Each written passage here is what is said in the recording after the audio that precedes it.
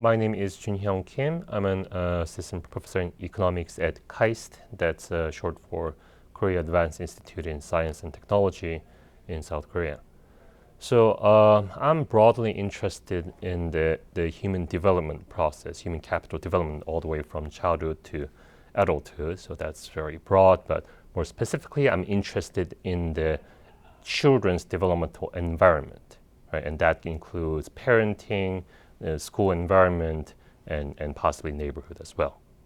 Now, among these, my first focus was on parents, which is the first environment that the children are exposed to, and parents play a critical role in children's development.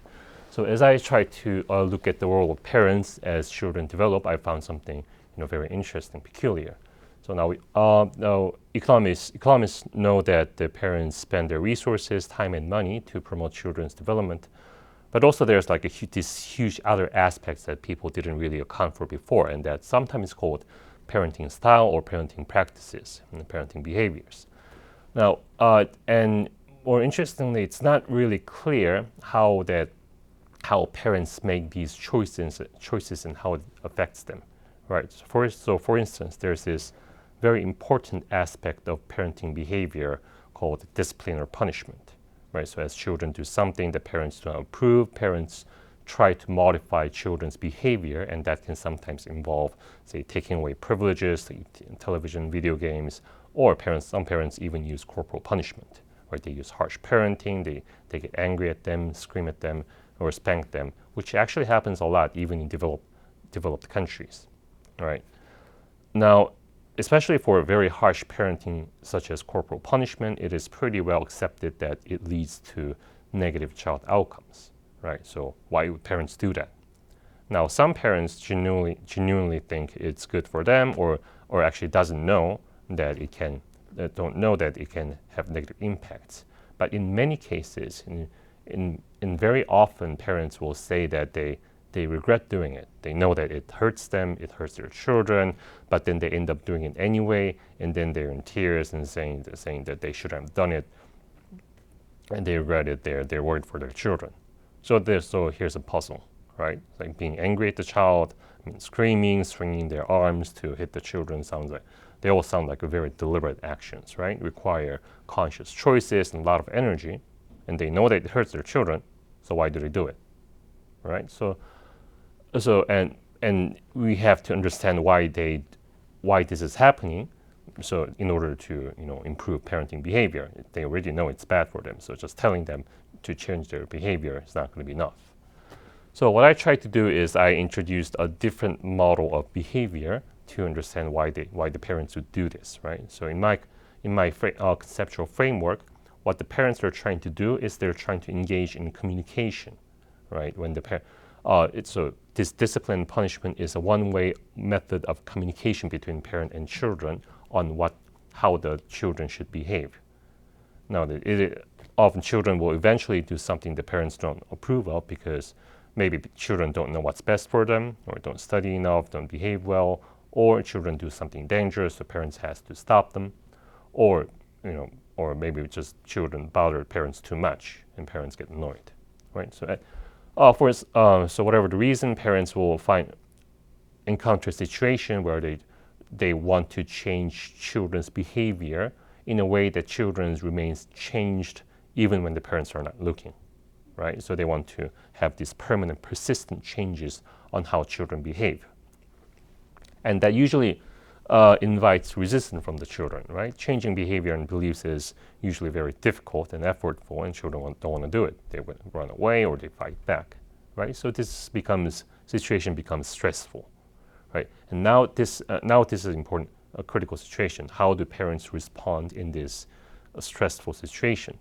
Now, it turns out that some parents remain in control of the situation, control of their own emotions, and still convince them to change their behavior, right? While others respond to this stress with emotional responses. They get angry, situation escalates, and it ends up being harsh punishment or corporal punishment, right?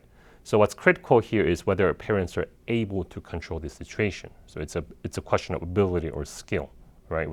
And it's both for controlling their emotions and actually knowing strategies and tactics and how to engage with the children who are very young and do not speak the same language as adults, right? So once we cast that as ability to communicate to the children, now the question becomes clear. The parents who use this corporal punishment and regret later, they don't know what else to do, right? They want to do better, but they lack this knowledge or skill. And it's likely not enough to just tell them what to do because they need to implement this in stressful situations. So what you really need is training.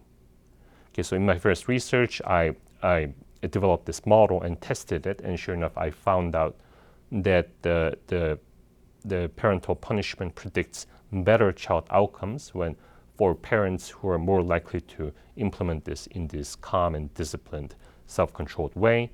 But the punishment predicts negative outcomes of children when the parents are more likely to use them in this noisy and harsh way, right? So now that we know what's going on, so this tells us that we should try to teach and train parents how to change their parenting behaviors.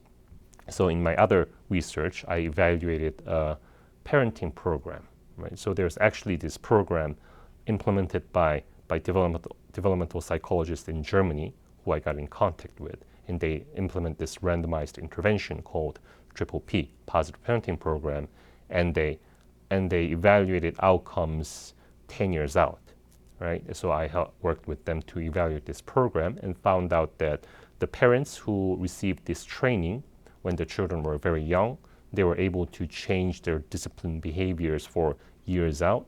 It was a very short training program, only about a month or at most 2 months, right? Yet their behaviors remained changed for at least 4 years.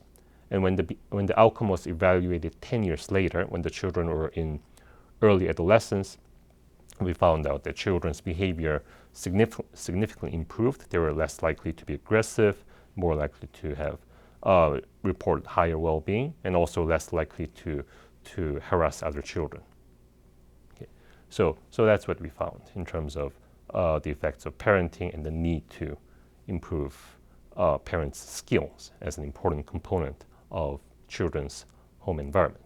I also study children's environment other than parenting. So in my another research, in collaboration with Professor Feng at Jinan University in China, I look at children's school environment, in particular children's peers, right? The other classmates, basically.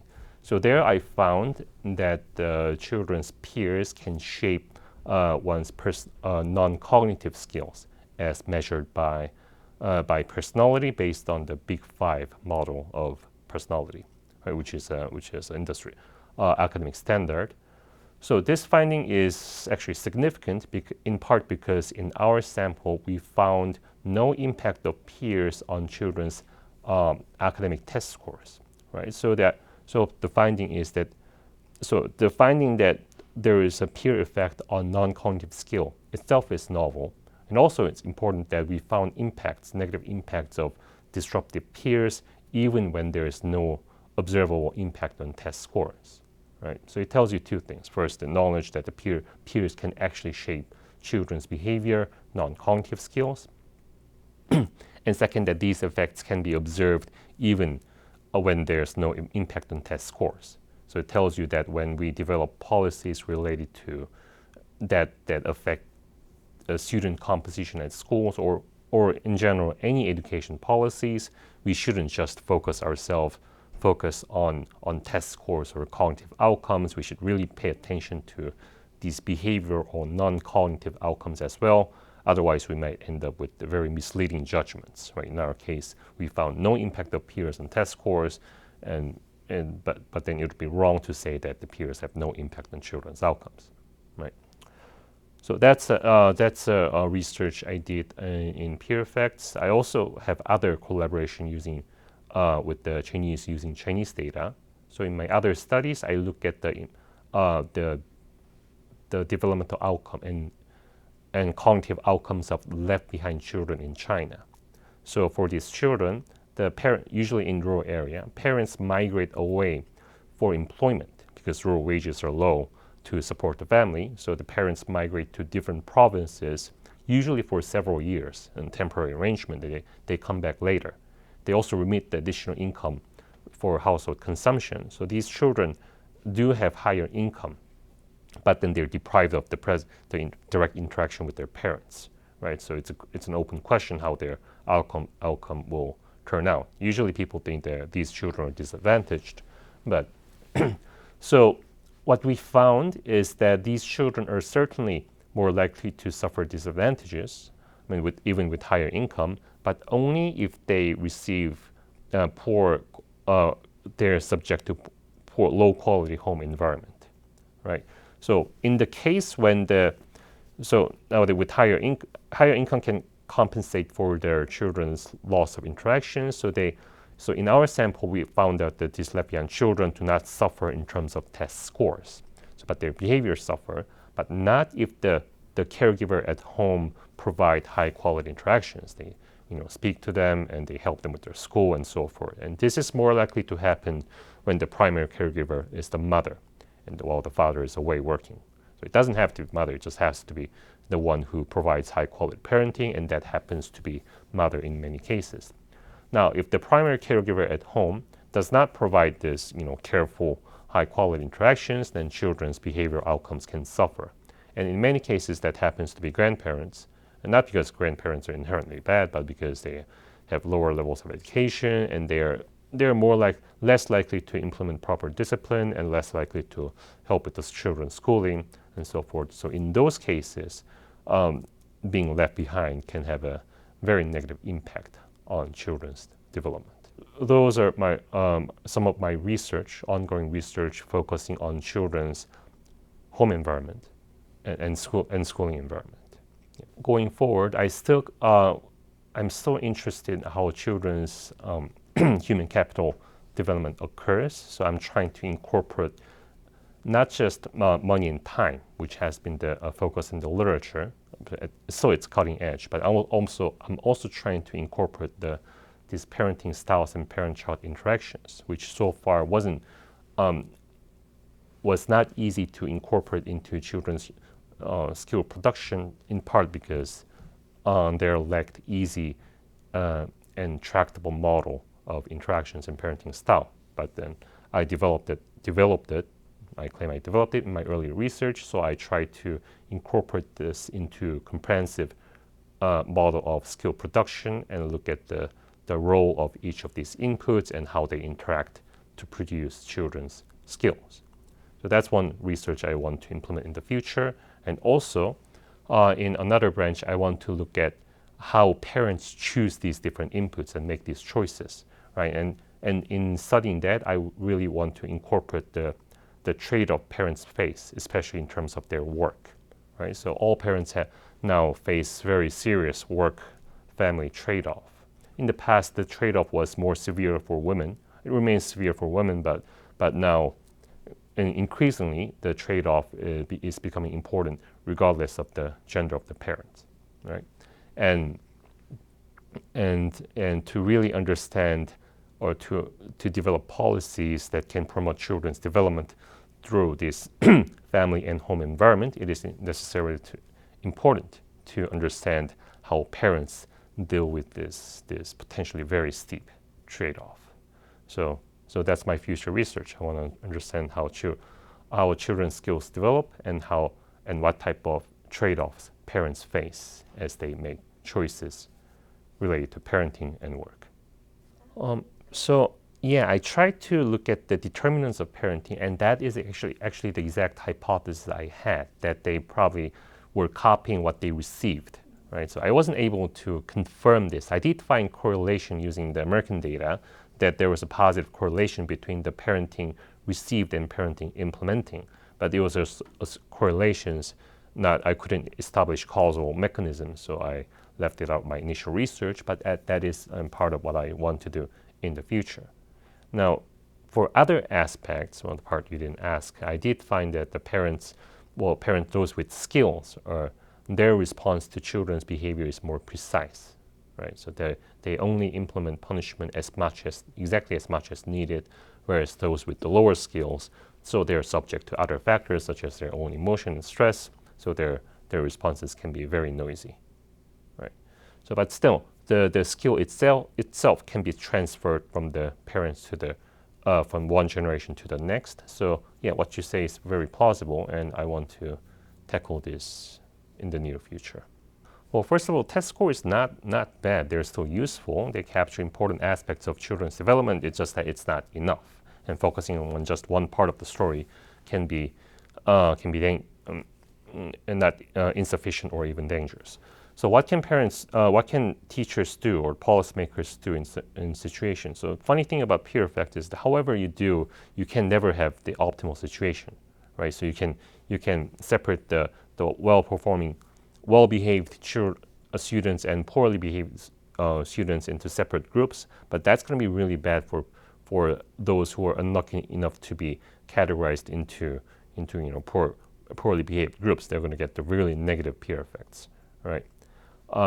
And if you mix them together, so could be a good news for some of those who are into a lower group, but could be a negative impact for those who were originally in the better behaved group, right? So there's no optimal arrangement that can be happy for both. So I think that's important.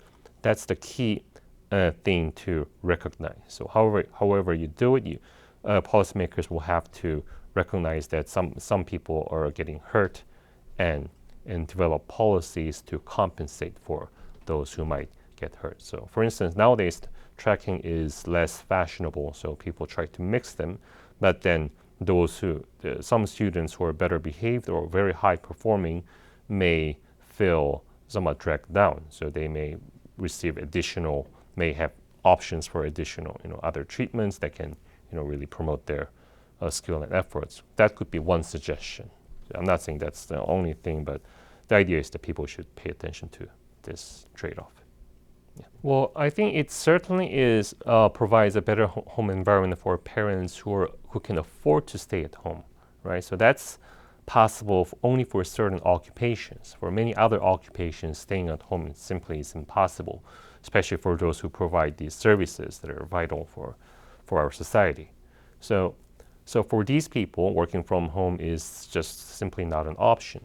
Okay, and even for other occupations where working from home is an option, it cannot completely replace in-person interactions, right? And also there are many other aspects of jobs. But the point is that yes, working from home should be promoted, but also I think workplaces should be able to incorporate children's presence for their workers, right? The value of workers should be increasing with the higher and higher human capital, and the workers should be able to focus on their work without worrying too much about their children. So that means both promoting working from home and also allowing the parents to work while not worrying about their children. That could mean daycare, or that could mean having promoting daycare market or having daycare facilities near workplaces. So I think both avenue has to be developed, both working from home and taking their children to work, for instance.